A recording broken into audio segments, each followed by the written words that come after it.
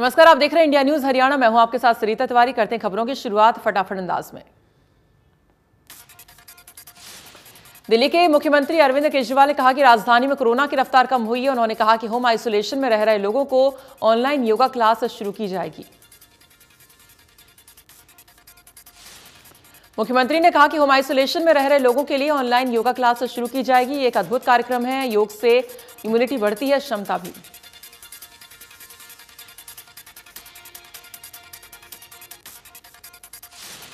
राजधानी दिल्ली में बढ़ते कोरोना संक्रमण को देखते हुए नए पाबंदियां लगा दी गई हैं। आज से दिल्ली में रेस्टोरेंट और बार बंद रहेंगे, ऑनलाइन डिलीवरी चालू रहेगी।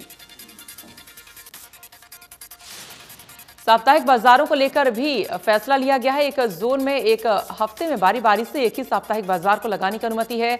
बाजारों में सख्ती से कोविड प्रोटोकॉल का पालन करना होगा। डीडीएमए ने नई गाइडलाइन जारी करते हुए कुछ और प्रतिबंधों को सख्त कर दिया है। नई गाइडलाइन में कहा गया है कि जरूरी सेवाओं से जुड़े दफ्तरों को छोड़कर सभी प्राइवेट ऑफिस बंद किए जाएंगे।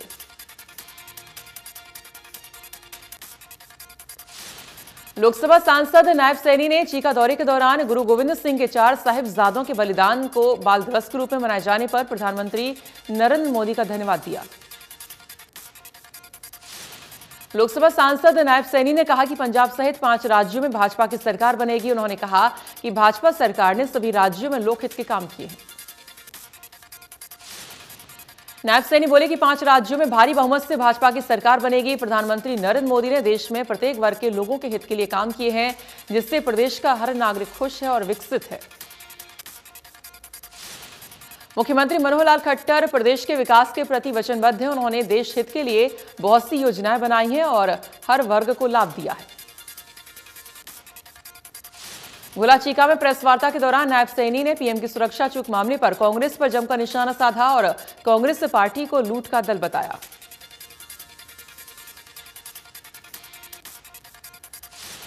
प्रदेश में आज सभी सरकारी अस्पतालों में हड़ताल पर हैं डॉक्टर्स। सरकारी डॉक्टर्स ने एसएमओ की सीधी भर्ती के विरोध में हड़ताल का आह्वान किया है। डॉक्टरों ने बताया कि मांग पूरी न होने पर 14 जनवरी से सब कुछ बंद होगा। अनिश्चितकालीन हड़ताल करने की चेतावनी डॉक्टर्स ने दी है। हड़ताल के दौरान अस्पताल और स्वास्थ्य केंद्रों पर ओपीडी बंद की गई है, लेकिन आपातकालीन सेवाएं, पोस्टमार्टम जारी रहेगा।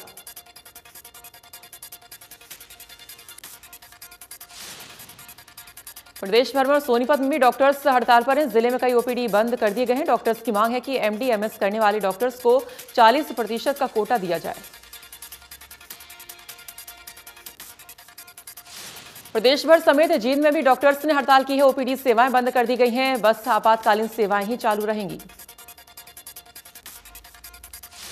डॉक्टर्स की हड़ताल से मरीजों को काफी परेशानी हो रही। मरीजों का कहना है कि हम इतनी दूर से आए हैं और इलाज नहीं मिला है, हमें दिक्कतों का सामना करना पड़ा।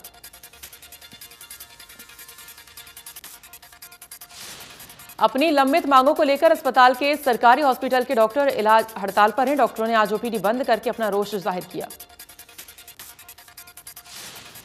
डॉक्टर सरकारी अस्पतालों में स्पेशलिस्ट डॉक्टरों का कैडर बनाने, पोस्ट ग्रेजुएट डिग्री धारक डॉक्टरों की 40% सीट आरक्षित करने, एसएमओ की सीधी भर्ती पर रोक लगाने की पिछले साल से मांग करते नजर आ रहे हैं।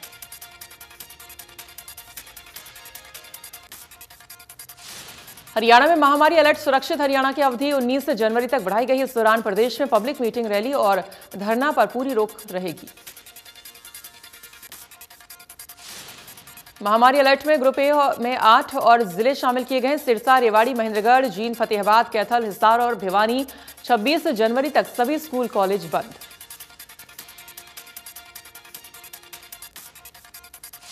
देश में कोरोना वायरस संक्रमण के मामलों में तेजी से बढ़ोतरी के बीच सोमवार से वरिष्ठ नागरिकों और स्वास्थ्य कर्मियों को कोरोना वैक्सीन की बूस्टर डोज दी गई। पहले दिन 9 लाख वरिष्ठ नागरिकों और स्वास्थ्य कर्मियों को बूस्टर डोज दी गई है। देश में अब तक कोविड रोधी टीके की कुल 152.78 करोड़ खुराक दी जा चुकी है। हेल्थ केयर वर्कर्स और 60+ वाले लोगों को वैक्सीन की तीसरी डोज दी जा रही है। पुराने रजिस्ट्रेशन से ही वैक्सीन लगाया जा रहा है। देश में अभी तक करीब 62% लोगों को वैक्सीन की दोनों डोज दी जा चुकी है। वहीं वैक्सीन की डोज भी दी जा चुकी है, जिसकी खुराक पहले 2 खुराकों ने मिल चुकी है। पलवल के नागरिक अस्पताल में हेल्थ केयर वर्कर्स से फ्रंटलाइन वर्कर्स और 60 साल से ज्यादा उम्र के लोगों को बूस्टर डोज लगाई गई है।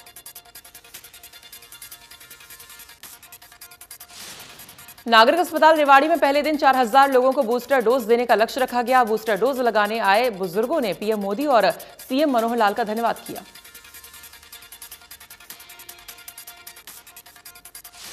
सिरसा में 60 साल आयु के वर्ग के बुजुर्गों और स्वास्थ्य कर्मियों का प्रिकॉशन डोज लगनी शुरू हुई है। 1,60,000 से ज्यादा बुजुर्गों का टीकाकरण होगा।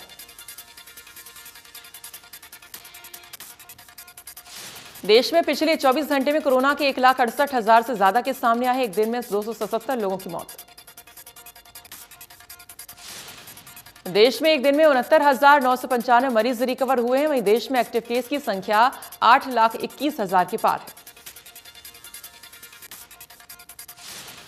मुंबई में कोरोना के 24 घंटे में 33,470 नए मामले सामने आए हैं और 7 लोगों की मौत।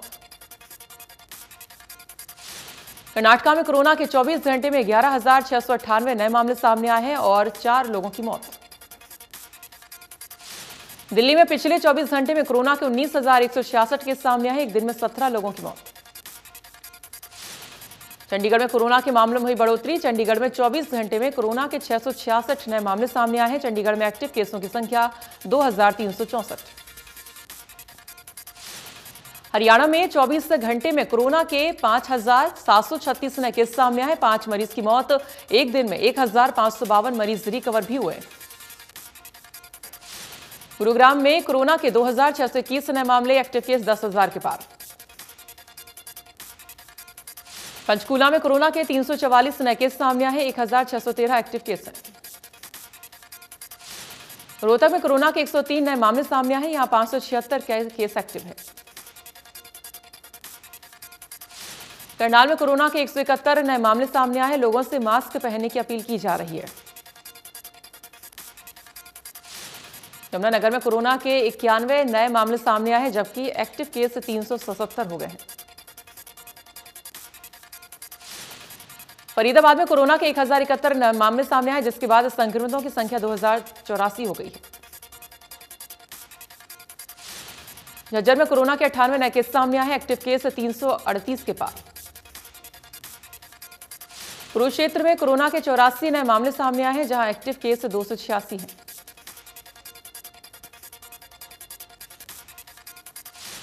देश भर में कोरोना के नए वेरिएंट ओमिक्रॉन का खतरा लगातार तेजी से फैलता जा रहा है। देश के 27 राज्यों में ओमिक्रॉन के मामले 4,461। महाराष्ट्र में ओमिक्रॉन के 207 नए मामले सामने आए हैं। वहीं राज्य में ओमिक्रॉन के कुल 1,009 मामले हो गए हैं। दिल्ली में एक दिन में ओमिक्रॉन के 114 नए केस सामने आए हैं। इसके साथ ही दिल्ली में ओमिक्रॉन के कुल 513 मामले। राजस्थान में ओमिक्रॉन के 373 मामले हो गए हैं। वहीं 208 मरीज रिकवर भी हो चुके हैं। तमिलनाडु में ओमिक्रॉन के 185 केस हो गए। इसके साथ ही राज्य में हाई अलर्ट जारी। केरल में ओमिक्रॉन के केस तेजी से बढ़ते जा रहे हैं। राज्य में ओमिक्रॉन के 50 नए केस सामने आए हैं, जिसके 333 कुल केस हो गए हैं। कर्नाटक में भी ओमिक्रॉन के 441 केस हो गए हैं। इस दौरान राज्य सरकार ने पाबंदियां लगा दी हैं। गुरुग्राम में भी ओमिक्रॉन के मामले तेजी से फैल रहे हैं, जहां ओमिक्रॉन के 236 मामले हो गए हैं।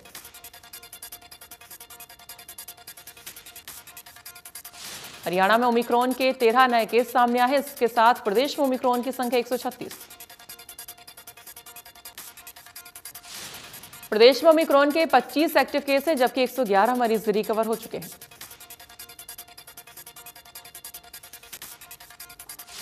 चरखी दादरी में शहीद की बेटी पूजा सांगवान ने अपना सपना पूरा किया है और राष्ट्रीय रोइंग चैंपियनशिप में गोल्ड मेडल जीता। पूजा सांगवान के अपने गांव मंदोला पहुंचने पर ग्रामीणों ने मिठाइयां बांटकर खुशी जाहिर की है। पूजा 2 बार एशियन गेम्स में भारत की टीम का बतौर कप्तान नेतृत्व कर चुकी हैं। उन्होंने अब तक राष्ट्रीय स्तर पर 2 गोल्ड के साथ 8 सिल्वर और 2 कांस्य पदक जीते हैं। पूजा ने अपने शहीद पिता को सभी मेडल समर्पित करते हुए उनसे प्रेरणा लेकर देश का विदेशों में तिरंगा लहराने का संकल्प लिया। पूजा के पिता अमरचंद बीएसएफ में नौकरी करते थे और 2002 में कारगिल युद्ध में के दौरान शहीद हो गए थे। दादरी लोहारू रोड पर गांव टेला के समीप दो ट्रकों की भीषण टक्कर हो गई है। टक्कर होने से दोनों गाड़ियों में भीषण आग लग गई। सोना में सदर पुलिस थाना के अंतर्गत आने वाले गांव में शौच के लिए गई दो नाबालिग किशोरियों को किडनैप कर उनके साथ जबरन दुष्कर्म करने का प्रयास किया गया। जब परिजन आरोपी से किशोरियों को छुड़ाने गए तो आरोपी ने उन्हें जान से मारने की धमकी दी। तभी गांव के कुछ लोग आकर उन्हें डरा धमकाकर आरोपी से छुड़ा कर ले गए। पुलिस ने पीड़िता किशोरी के पिता के बयान पर लोहाटी नामक युवक के खिलाफ पॉक्सो एक्ट में किडनैपिंग का मुकदमा दर्ज कर लिया है, लेकिन अभी तक आरोपी पुलिस की पकड़ से बाहर है। ताडुप मंडल के गांव कांगरक में एक बड़ा हादसा हो गया है। घर के लिए मिट्टी खोद रही 5 लड़कियों पर है ऊपर अचानक मिट्टी का एक बड़ा हिस्सा दरक कर गिर गया। हादसे में 4 लड़की की मौके पर ही मौत हो गई है, जबकि सोफिया घायल हो गई है। सोफिया के शोर मचाने पर ग्रामीणों ने मिलकर सबको बाहर निकाला। हादसे में किसी भी प्रकार के जान और माल के नुकसान नहीं हुआ है। गाड़ी में सवार चालकों ने कूदकर अपनी जान बचाई। सूचना मिलने पर फायर ब्रिगेड की गाड़ी मौके पर पहुंची और आग पर काबू पाया।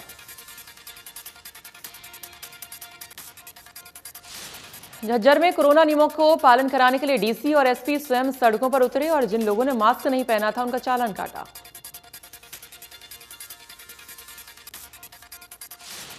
अभियान के दौरान डीसी ने पेट्रोल पंप मालिक और एक दवा विक्रेता को शिकंजे में लिया। दवा विक्रेता बगैर मास्क के दवा दुकानों पर बेच रहे थे।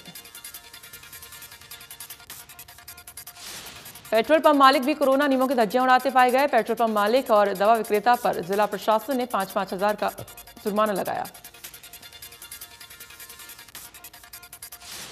सोनीपत में कोरोना लगातार पैर पसार रहा है। सोमवार को कोरोना संक्रमण की दर बढ़ना लगातार चिंता का विषय बन रहा है। संक्रमण की दर 8.67% से बढ़कर 34.62% जा चुकी। सोनीपत में सोमवार को 322 नए केस आए हैं। फिर भी सोनीपत में लोगों की लापरवाही देखने को मिल रही है। जिला मौलिक शिक्षा कार्यालय में अधिकारी से लेकर कर्मचारी कोविड नियमों की धज्जियां उड़ा रहे हैं। जिला मौलिक शिक्षा अधिकारी ने औपचारिकता के तौर पर अपने कार्यालय समेत तमाम अधिकारियों के कमरों के सामने बिना मास्क एंट्री नहीं का बोर्ड लगवाया है। सिरसा में बस स्टैंड के सामने नेशनल कॉलेज के बाहर स्टूडेंट्स की भीड़ एकत्रित हुई है, जिनमें से अधिकतर ने मास्क नहीं लगाए हुए थे। कॉलेज में आने वालों के वैक्सीन सर्टिफिकेट भी नहीं जांचा जा रहा था। प्रशासन की तरफ से कोविड हिदायत की पालना होती दिखाई नहीं दी।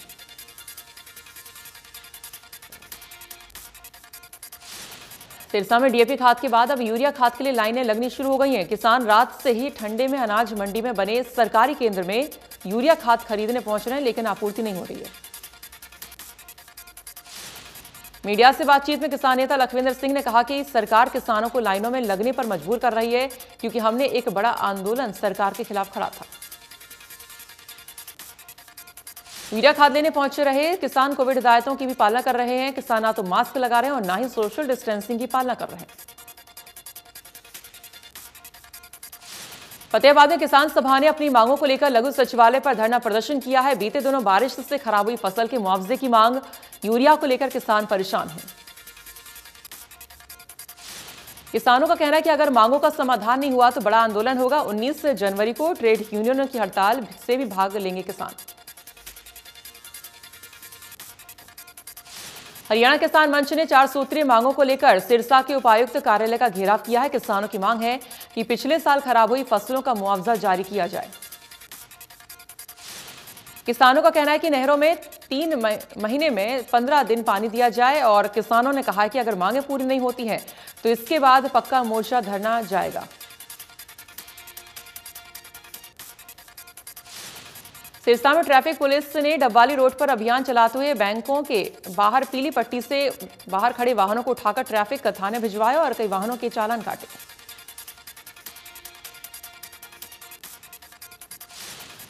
बल्लभगढ़ में रोड सेफ्टी कार्यक्रम के तहत चेतक फाउंडेशन ने एसडीएम कार्यालय में दोपहिया वाहन चालकों को हेलमेट वितरित किए। हरियाणा के परिवहन एवं खनन मंत्री पंडित मूलचंद शर्मा ने हेलमेट वितरण कार्यक्रम का शुभारंभ किया। भिवानी जींद मार्ग पर ट्रक और बस में टक्कर हो गई है। हादसे में 2 दर्जन से ज्यादा लोग घायल। हादसे में बस ड्राइवर पर लापरवाही का आरोप लगा। सभी घायलों को अस्पताल में भर्ती कराया गया है।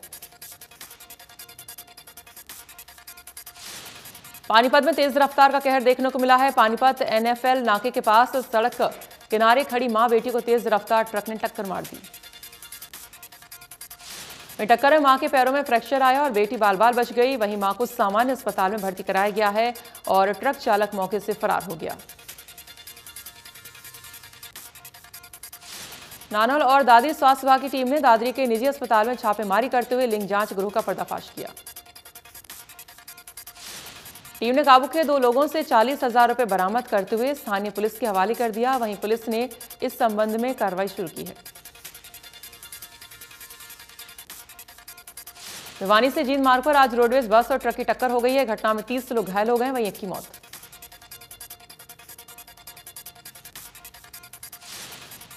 बाईस वर्षीय युवती की हत्या के मामले में क्राइम ब्रांच DLF ने आरोपी सिंह राज को गिरफ्तार किया। रिमांड के दौरान पूछताछ में पता चला है कि आरोपी एक सीरियल किलर है जो इससे पहले भी 3 नाबालिग लड़कियों की हत्या कर चुका है। दिल्ली गुरुग्राम एक्सप्रेस वे पर चलती गाड़ी आग का गोला बन गई है। देखते देखते आग ने पूरी गाड़ी को अपने आगोश में ले लिया। हालांकि गनीमत ये रही कि गाड़ी में सवार सभी व्यक्ति सुरक्षित बाहर निकल गए और दमकल विभाग ने मौके पर पहुंचकर दमकल गाड़ी ने आग पर काबू पाया। NCR में 2 दिन तक रुक रुक कर हुई बरसात के बाद अभी तक फरीदाबाद की सड़कों पर जलभराव की स्थिति बनी हुई है। बल्लभगढ़ सब्जी मंडी के चारों तरफ सड़कों पर जलभराव हो गया है। गुरुग्राम में बारिश के बाद मौसम ने करवट ले ली है। शहर शीतलहर में शुरू हो गया। साथ ही कोहरे की वजह से विजिबिलिटी 50 मीटर दर्ज की गई है। ठंड से बचने के लिए लोग अलाव का सहारा ले रहे हैं। देश में जम्मू कश्मीर से लेकर राजस्थान तक सर्दी का सितम जारी है। उत्तर पश्चिम और मध्य भारत में न्यूनतम तापमान में आने वाले दिनों में गिरावट आ सकती है। आज बिहार, असम, अरुणाचल प्रदेश, मराठवाड़ा के कुछ हिस्सों और दक्षिण तमिलनाडु, केरल और अंडमान और निकोबार द्वीप समूह के अलग अलग हिस्सों में हल्की बारिश की संभावना है।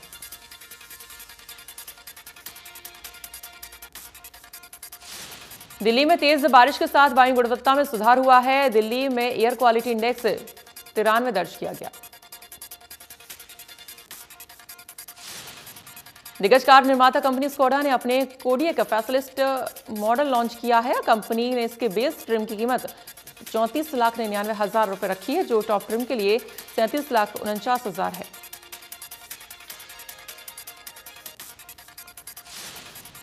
भारत और दक्षिण अफ्रीका के बीच टेस्ट सीरीज का तीसरा और आखिरी मुकाबला आज से केपटाउन में खेला जाएगा। 3 मैचों की सीरीज 1-1 से बराबर है।